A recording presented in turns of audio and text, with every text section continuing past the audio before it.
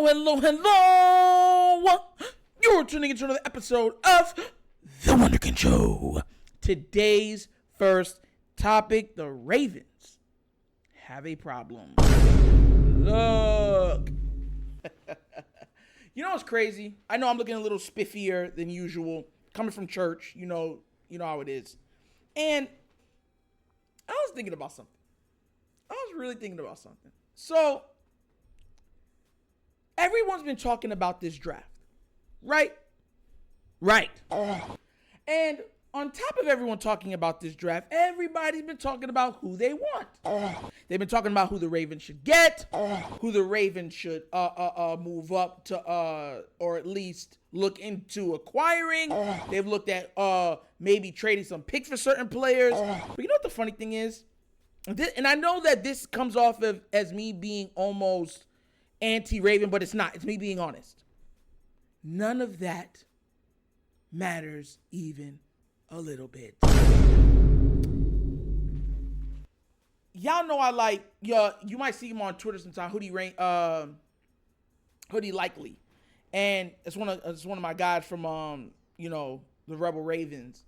And he's a big dude on the Keon Coleman, right? And I've been hearing a lot of Raven fans with different names because mind you, in the draft, I want tackles. I want offensive linemen. You understand where I'm coming from? But I'm telling you what people are speaking about, and I'm going to make my point. So you've been hearing names like Keon Coleman, Adonai Mitchell, Xavier Legette. You know what I'm saying? And I was even reading up some of these. Look at this. This guy, look at Coleman, 6'4". Adonai Mitchell, 6'4". Xavier Legette, 6'3". I mean, these are some big, dudes, you can't teach 6'3", 6'4", 6'5", 6'6". You can't teach that. That's what they are. And those are the names, some of the names that are jumping off of, like, the board when it comes to Raven fans. That's what you hear. Those are the three names you hear in Raven fans. Here's my problem.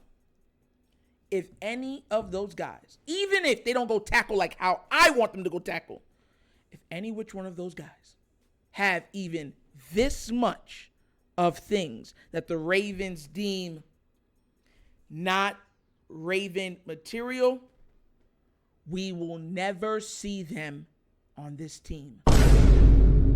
Well, we might if they turn into a star on another team and they turn 33 and they're literally on their last legs after 2 injuries, then the Ravens might bring them in. But that's a problem. And that's a problem that I don't hear nobody bringing up when it comes to the Ravens. We've skipped over very talented offensive players because they felt like they didn't fit the Raven way. And for all of the hoopla of these players that we all want, that we all say we need, that we all cherish, that we all dream about acquiring, guess what? If EDC and them say, oh, he got mad at this game on the sideline, no bueno. It's no bueno. We don't get none of them dudes. That's a problem. I'm sitting in church, hearing the word, and you when you hear the word, you're heading like, God, save me. And you're hearing all these different things, and you're listening, but then an idea when the pastor was finishing up, just came into my head, and I said, bro, it means nothing. Everything we want and desire for this team means nothing if those players don't fit the mold of what the Ravens want. Now, we already know what this is like because we passed over a very intriguing offensive talent. You remember him at wide receiver, and he went to the Steelers. Remember who he is? Yes. And he would have been amazing on this team. But the Ravens said no bueno. That's a problem. We have holes that need to be fixed. Pause. We have deficiencies that need to be attended to. We can't always go to, but their attitude isn't perfect. They're not choir boys. They're known to get a little angry. They're known to have a little bit of attitude. As a coach, it's your job to keep them engaged. It's your job to get them on the same page as your team, to get the most out of them. It's almost like we have a coaching staff that does not want to work. You know what's funny? We had teachers like that growing up. You know that some of the teachers or deans that were like coaches of teams, and only like the class suck-ups could make the team. You've heard of coaches and stuff like that for small towns and stuff like that, where, they'll have talent, like just unbridled talent, and they'll be like, no, because you're not a teacher's pet, so no. It's not the way I'm going to build my team. And it's like, it's your job to try to get the most out of that player. Be there for that player. Help that player grow. And your team benefits from having that.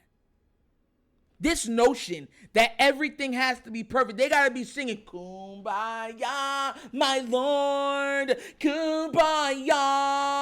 Sing it with me. Kumbaya, my Lord, Kumbaya, Kumbaya, Kumbaya. If they're not saying that or acting like that, John Harbaugh's like, nope. Go back to another team. We don't mind lining up against you. And that's a problem for me. That's a big problem for me.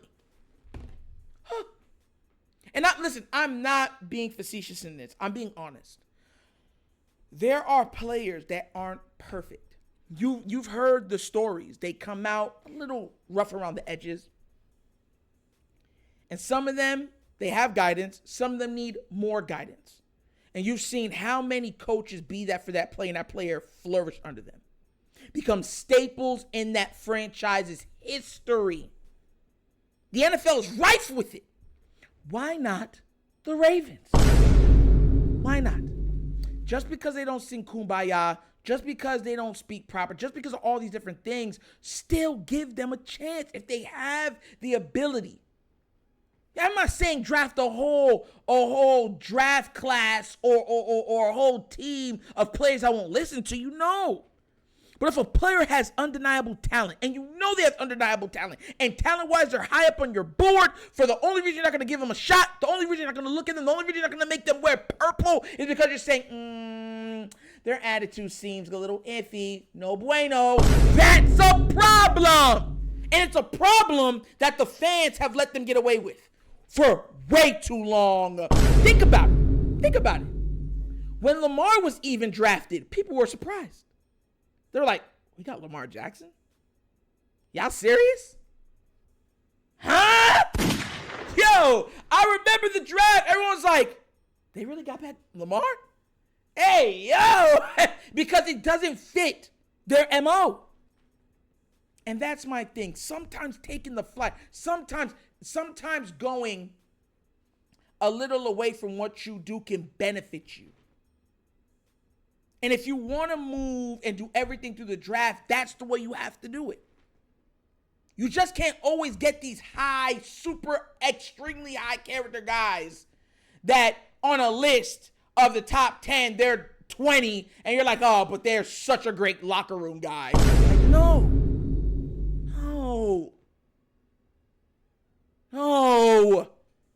My God, no.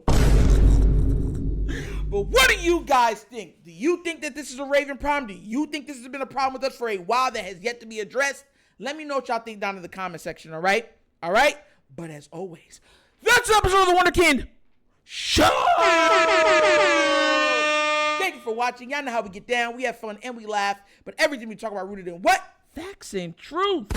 Please do remember, like, subscribe, hit that notification bell, leave a comment in all of the comments. And if you have not done so already, check out the Wunderkind Show's Patreon. Yes, 3 tiers of content goodness waiting for your consumption. Give it a look, give it a try. Let me know what you think. And if you'd like to donate to this channel, help out with equipment and stuff like that, bottom of the screen, please. QR code. QR codes to a Cash App. Cash App located in the description of every video that we do. And the name of it is The Wunderkind Show. Super easy. So once again, this is The Wunderkind Show. This is your host, Nitro, signing off. And as always, you know my slogan. Peace. And I am out of here. Yerp.